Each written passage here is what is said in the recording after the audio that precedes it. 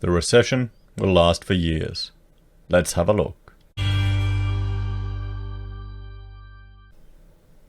Hello everyone, Florian.Heise here, and welcome to another episode of HeiseSays.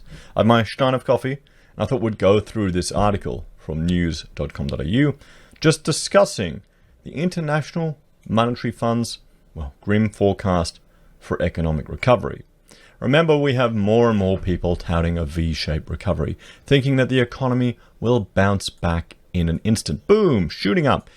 Everyone will get their jobs back, even though underemployment and unemployment is right now sitting at about 25%.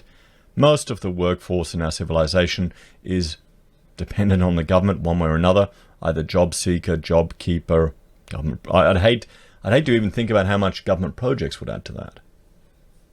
Tourism. It's no longer occurring really on a domestic or international level. International students, that number has plunged. Property returns for investors for their rental properties is falling more and more. It's a renter's market. So, international trade issues with China and Australia. Barley now has huge tariffs going into China. Iron ore supply. That's another one that may cause issues if the international demand for our goods and services also takes issue. Beef exports to China as well from Australia, which is one of the bigger destinations we export beef to, has also taken a huge hit. So all of these things combined together, I don't understand how people can expect a V-shaped recovery.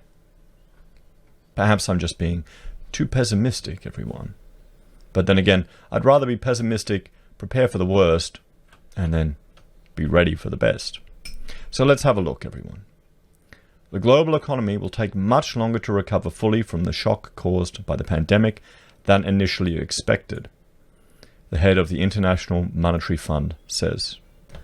IMF Managing Director Kristalina Georgieva said the organization is likely to revise downward its forecast for a 3% contraction in GDP in 2020. And with only a partial recovery expected next year instead of the 5.8% rebound initially expected. Is anyone surprised? I think we were all surprised at their overly optimistic predictions. In an interview with Reuters, she said data from around the world was worse than expected. Obviously, that means it will take us much longer to have a full recovery from this crisis, she said. She gave no specific target date for the rebound. In April, the global lender forecast that business closures and lockdowns to slow the spread of the pandemic would throw the world into the deepest recession since the 1930s Great Depression. But data reported since then points to more bad news, she said earlier this month. Here's the thing, guys. Here's the thing. Where people are comparing this to the GFC or the last recession. This has to be compared to the Great Depression, everyone. Just the dramatic impact this is having on the economy. Even in the Great Depression, was every country in a simultaneous recession? The IMF is due to release new global projections in June. Asked about renewed tensions between the US and China, the world's two largest economies, Georgieva said she was urging member countries to maintain open communication and trade flows that had underpinned global growth for decades. We do need to keep trade flows open, especially for medical supplies, food, and longer term to find a pathway to overcome what is happening now with this crisis, she said. And this presents a big issue for Australia. We're not an advanced economy with regards to our manufacturing capabilities. Most of the goods and services we consume are imported. Just go to Bunnings and try and find an Australian-made item. It's a challenge, should be a game. We do need to keep... I've already read that. We want to continue to build this more prosperous future for all by overcoming the scarring that may come from this crisis. And that's going to happen on an individual basis, where people will be put out of work, they won't be able to get a job, they won't be able to return to work, We looked at all the rental markets here, where people have no cash reserves, so they're just incurring debt. They're incurring debt because their rent is deferred. That will scar them. That will have an impact on them. Hopefully people will come out of this situation stronger and more resilient, able to plan and not just depend on luck to survive. Ms. Georgieva warned against retreating into protectionism as a result of the crisis. We should not turn away from what has worked for people everywhere, a division of labour and collaboration and trade, which allows the cost of goods and services to go down, allows income to go up, and allows poverty within countries and across countries to retreat, she said. The IMF has provided emergency financing to 56 countries since the crisis began and will decide on 47 additional requests as quickly as possible, she said. So, there we go. The IMF is calling for maintenance of the status quo in many ways. And let's have a look. We'll look at something a little interesting today. I'll bring up live shipping data, and we'll see how trade is going at the moment. And we can see here, here you go. Look at there's a reason why China is a hub for trade. Why it's the manufacturing hub of the planet. You can just see all the shipping flooding around the world to and from China. Everything going through the Mediterranean. If we zoom in here, we can see, position received via satellite.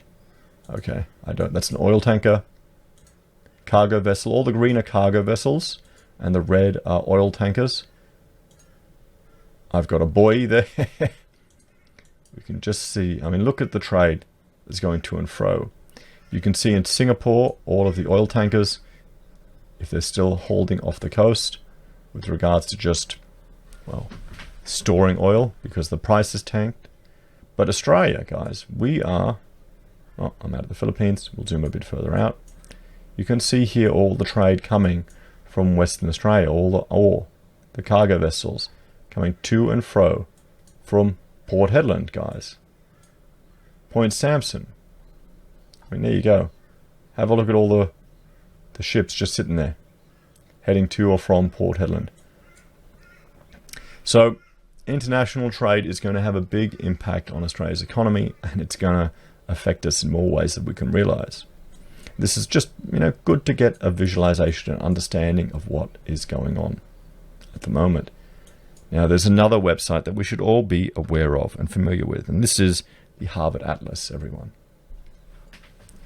And if you're not familiar with this discusses the economic complexity of different nations, and Australia's 93rd in the world. From 95 down to 2017, we've fallen, or we haven't really kept up.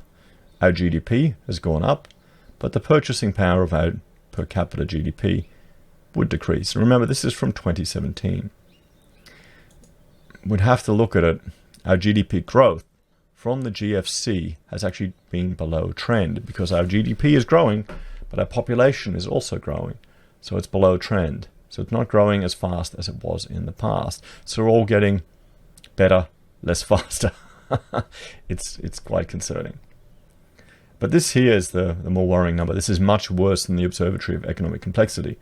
The Atlas here is suggesting Australia implements suggestions similar to colonial countries. Let's have a look at New Zealand. There you go, they're 51st in the world. They're doing much better than us. Much better. And their growth projections to 2027 are 2.43, and we're at 2.17. And let's compare us to our northern neighbours, Papua New Guinea.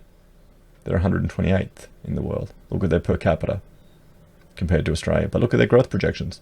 Higher growth than us. Oh no, just the same as us. But we're not doing too well with our ECI rankings. So guys, interesting times. Should Australia follow the IMF's guidelines and continue our complexity decline? Or do you think there will be a push for more protectionist policies?